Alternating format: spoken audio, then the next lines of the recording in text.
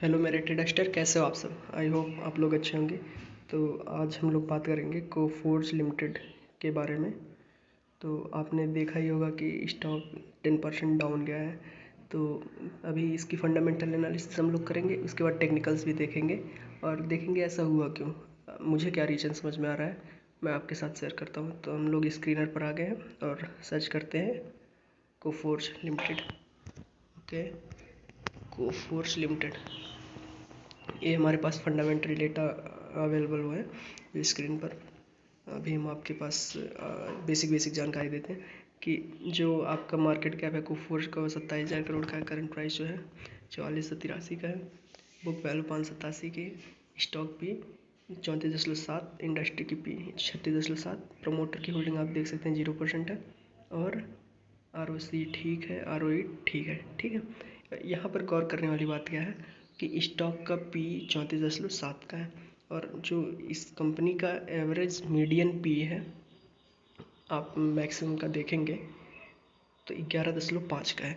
और अगर आप 10 साल का भी निकाल कर देखते हैं कि एवरेज मीडियन पी कितना है, 21.1 का है। तो कंपनी हाईली ओवर वैल्यूड है अभी के समय में भी।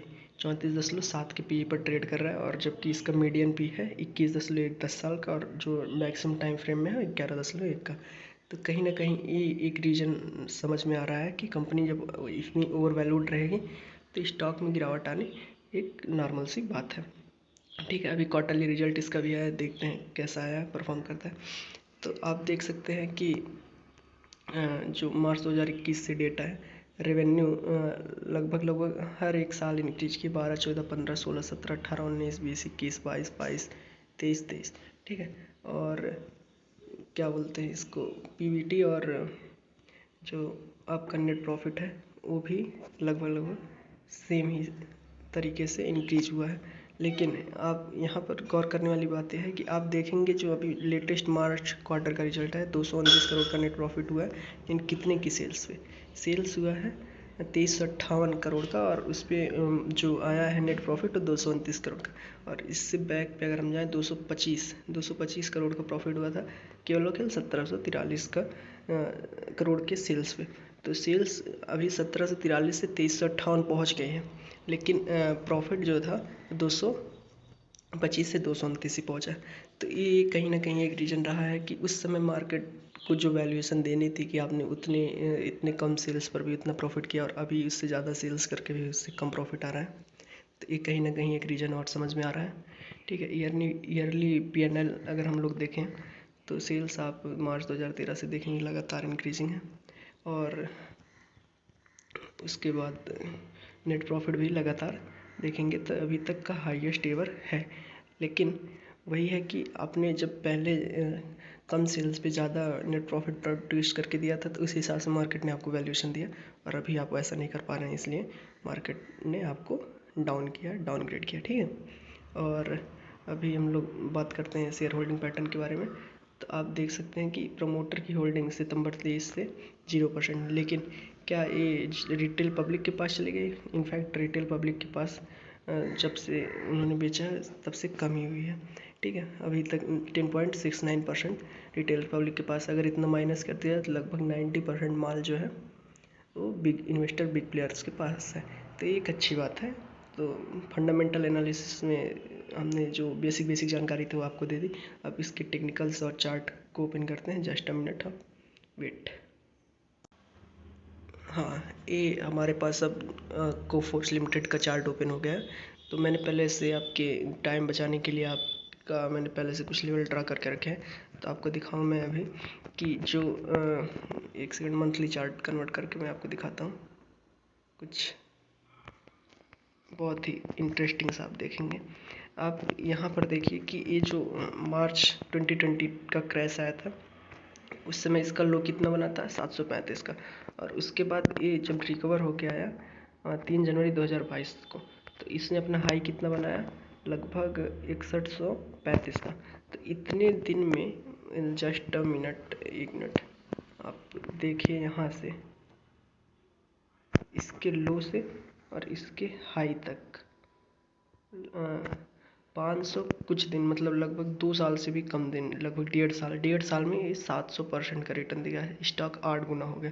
और अगर थोड़ा सा यही और आगे लेके जाएं तो 1400 दिन, लगभग 3 साल नहीं, हाँ लगभग 3.5 से 4 साल के आसपास में स्टॉक 823% का रिटर्न दिया।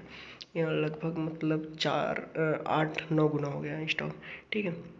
लेकिन जब ये पहले इतने कम टाइम फ्रेम में 1.5 साल में इसने 700% का रिटर्न दिया, तो जाहिर सी बात है कि इतना बिग रैली आने के बाद एक बार क्रैश आना निश्चित है। तो आप देखेंगे उसके बाद स्टॉक अच्छा खासा डाउन भी आया। यहाँ से कितना फॉल आया, लगभग 47% स्टॉक डाउन आया। फिर यहाँ पर कुछ समय तक कंसोलिडेट किया और उसके बाद यहाँ से फिर रिकवर होके गया। लगभग अगले 1 साल में फिर से ये 2 गुना लगभग हो गया, 1.5 गुना स्टॉक, 2 गुना मतलब 113% का रिटर्न दिया, ठीक है। ये मंथली चार्ट पे मैंने आपको करके दिखाया।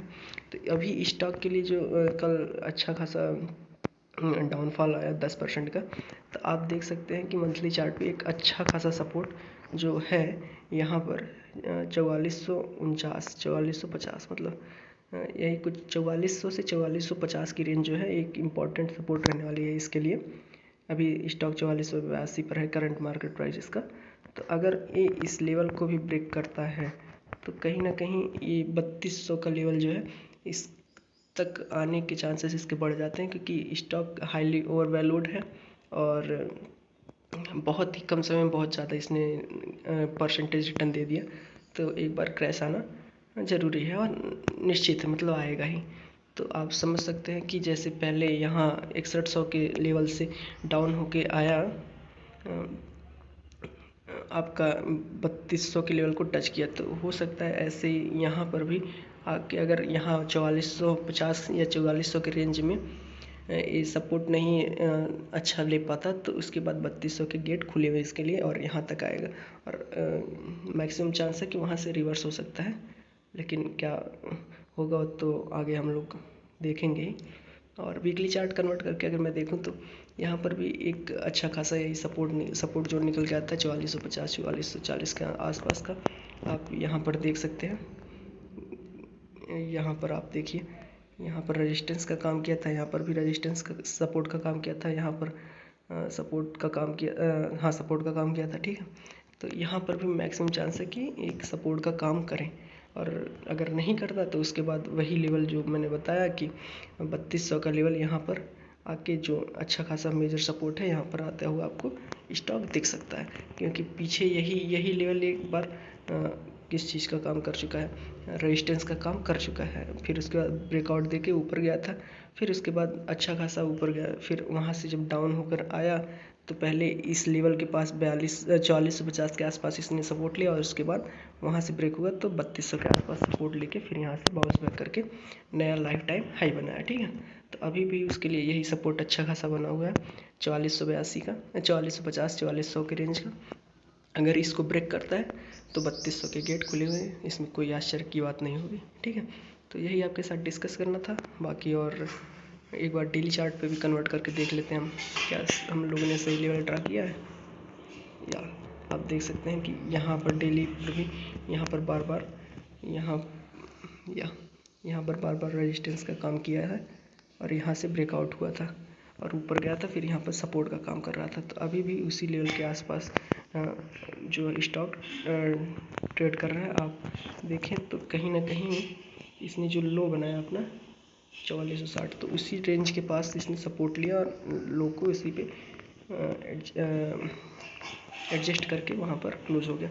तो हो सकता है जब मंडे को ओपन हो मार्केट तो यहाँ से एक अच्छी रिकवरी आपको देखने को मिल जाए, और तो देखते हैं क्या होगा, क्योंकि गैप डाउन ओपन हुआ या तो स्टॉक यहाँ पर या तो स्टॉक ऐसे खड़ा हो जाएगा या तो फिर यहाँ से थोड़ा सा ऊपर की ओर मूव करता हुआ आपको दिख सकता है, ठीक है। तो यही एक इम्पॉर्टेंट डिस्कशन था जो आपसे करना था। बाकी के लिए आपने इतना समय दिया, आपका बहुत बहुत धन्यवाद। Thank you.